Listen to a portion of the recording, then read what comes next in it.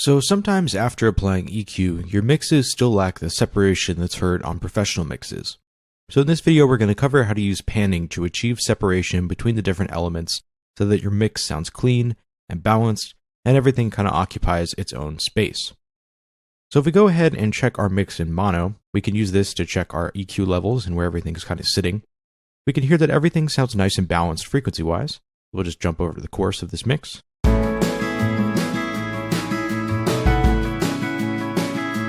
And I can clearly hear all the different elements. I hear that acoustic guitar in front, as well as the drums. I can hear the electric guitars kind of plucking away in the background, these sort of broken arpeggios that they're playing. And I can also hear the percussion and different elements as well.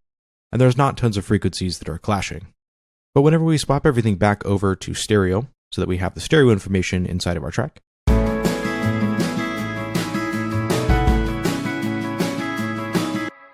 everything sounds nice. There's no frequencies that are clashing, but we still don't have that wide open soundstage that we hear on a lot of professional mixes. So I'll be showing you how to use strategic panning to achieve that type of effect. So first we want to do the same thing that we just did, check everything in mono, make sure the EQ curves are all working for the song, make sure you don't have to cut any frequencies, so that things like the bass aren't masking your guitars, for example. And then we could start to use the stereo field to achieve some separation. So some people like to jump over to their drums and they like to pan each of these individual elements kind of as an acoustic kit would be panned in real life. So the kick would be centered, the snare drum would be slightly off to one of the sides, and things like the hi-hats would also be panned as well. For me personally, I don't usually like to pan my drums because they're such a key element in the mix. For me, I like to center my drums with the bass and vocals, so that way everything is nice and punchy and in your face. And then the elements I like to go more wide are things like electric guitars, or pianos, or even the percussion. So it kind of just depends on what you like to do stylistically. But let's go ahead and move into an example where we will be panning something. Now let's hop on over to these electric guitars. So they sound pretty nice in the current mix.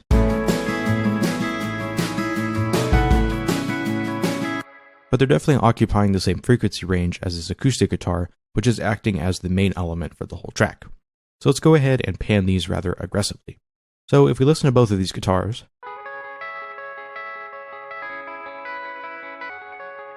it's basically the same guitar melody, just multi-tracked.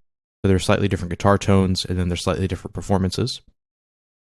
So what we can do with these is pan them rather aggressively to give our mix a nice width. But it is worth noting that you want to keep things as balanced as possible. It can definitely be a bit easy to go a bit overboard with panning.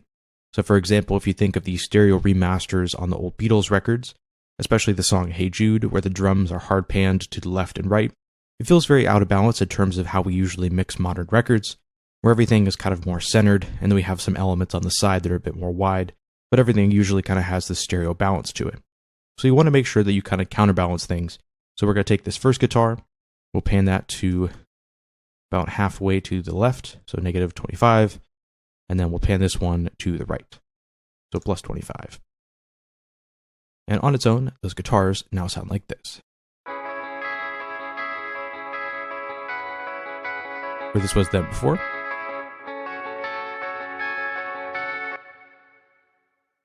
So now these guitars sort of occupy different spaces on the left and right channels. And because we don't have them hard panned, so because they're not 100% in the left ear and 100% the right ear, the listener could still hear these on both speakers. So this first guitar you can hear on both the left and right speakers, and same with the right guitar as well. And I find that this makes things a little bit more balanced, especially on stereo speaker systems. So that's something that you'll want to take note of. So let's go ahead and A-B these in terms of the mix. I'll go ahead and move them back to 0. This is what everything sounded like before.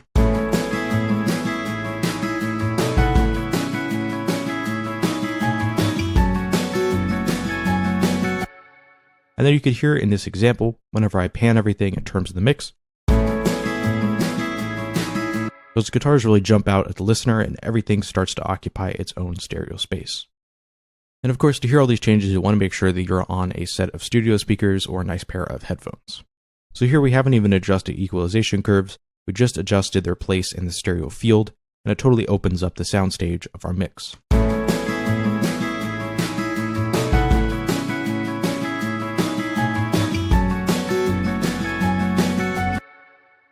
So that is the first example of how I would use panning. You could always go all the way to the left and all the way to the right. then things feel super wide, but I find it just makes everything feel a bit out of balance and a bit off for the listener. So usually if I'm hard panning, I tend not to go over about 50 or 60%, but that's just more of a personal preference. So then let's move into some other elements that we could pan to achieve a bit more separation. Let's hop on over to this percussion, which right now is kind of clashing with the drums.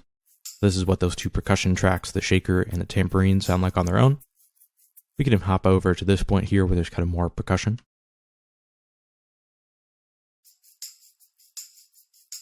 And if we're to play these with the current drums,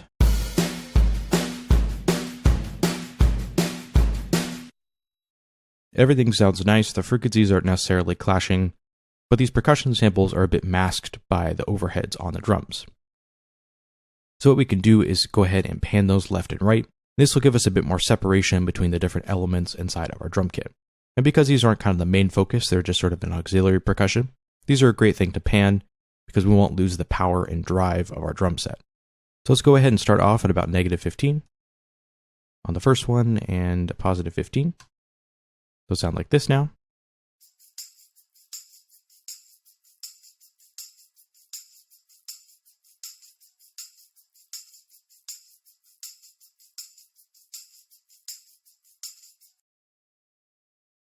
We can maybe even try just a little bit more, so maybe -20 and +20.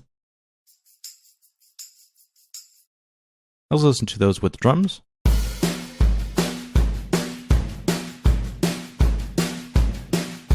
That was before.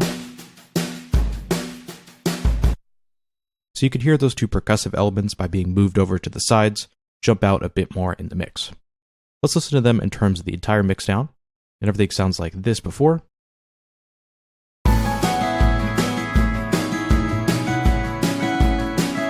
And that's after.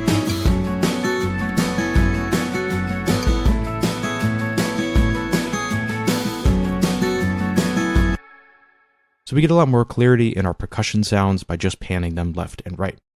And sometimes even taking melodic elements that aren't necessarily the main focus of the track, like this piano, and panning them either slightly to the left or slightly to the right can be nice as well and can kind of help that element occupy its own stereo space. You want to be a bit careful with this and assess whether or not this totally throws off the balance of the mix, because it's easy to go a bit crazy with the piano, for example, and then there's nothing to counterbalance it on the other side.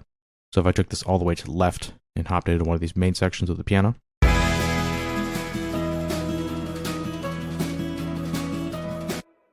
it just feels a little bit lopsided. But if we did something a bit more subtle, let's say maybe about 10 or so,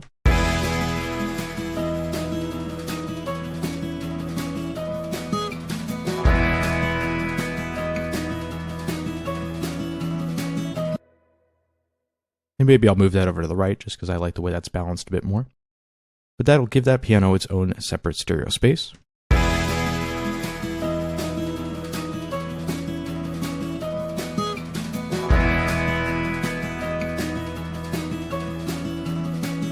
So that way it doesn't have to interfere with the acoustic guitar, which acts as the main melodic element for this track, because it is more of an auxiliary melody.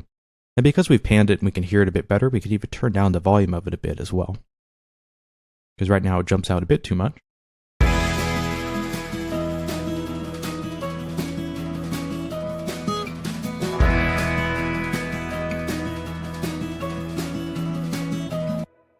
And just by shifting that piano's position, it changes the overall feel of the mix. It makes everything a bit clearer and easier to hear, even though we haven't affected any of the frequencies of these individual tracks. So let's go ahead and listen to what everything sounded like before. So let's maybe hop on over to one of these chorus sections. Maybe this one right here. So this is the song before any panning. And this is after.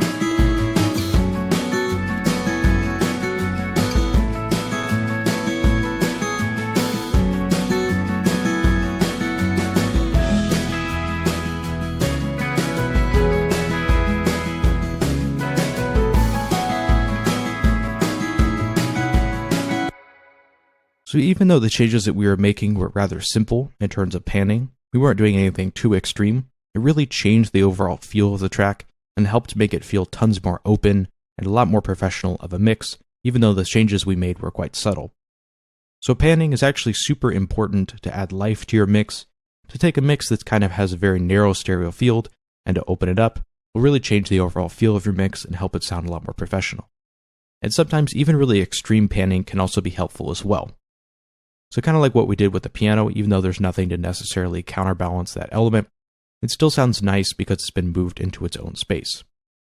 If you want to hear a really excellent example of how extreme panning can be used on a record to really give everything its own sense of space, then I recommend listening to the album Blonde by Frank Ocean. Jeff Ellis is the engineer who engineered that record. In the stereo image of that record, tons of the different elements are very hard panned to the left and right, which gives the tone of the whole record a very open and very spacey feel because of that heavy use of panning throughout the entire mix. So sometimes even very extreme panning can really sound good on a record, depending on the material that you're working on. So if you want to hear an example of that, I would definitely check out that record and those mixes if you haven't already. So in your mixes, make sure to pan elements as an easy step to forget, but it can really give you a lot of stereo separation and help make your mixes sound a bit more polished and a bit more professional.